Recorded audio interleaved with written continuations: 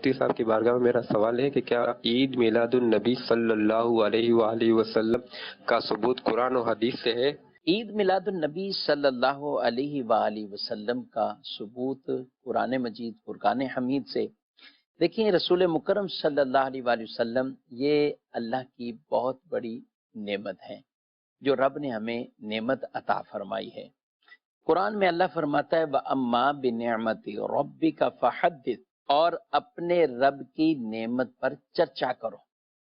قرآن میں ایک مقام پہ اللہ فرماتا ہے قُلْ بِفَضْلِ اللَّهِ وَبِرَحْمَتِهِ فَبِذَلِكَ فَلْيَفْرَحُوا هُوَ خَيْرٌ مِّمَّا يَجْمَعُونَ۔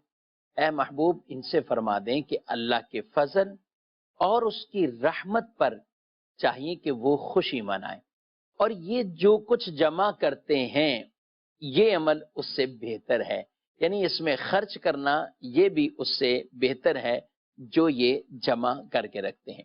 اللہ کا فضل جب ملے خوشی مناؤ، رب کی رحمت ملے خوشی مناؤ، اور ہمارے پیارے نبی رسول مکرم صلی اللہ علیہ وسلم تو ہیں ہی وہ وَمَا أَرْسَلْنَاكَ إِلَّا رَحْمَةً لِّلْعَالَمِينَ، سارے جہانوں کے لیے آپ صلی اللہ علیہ وسلم کو اللہ نے رحمت بنایا۔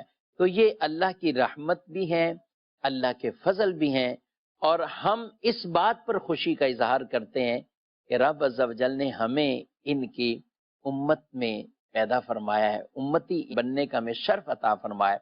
خود ہمارے پیارے نبی صلی اللہ علیہ وسلم ہر پیر کو روزہ رکھتے، مسلم شریف کی حدیث سے پاک ہے، آپ روزہ رکھتے ہیں۔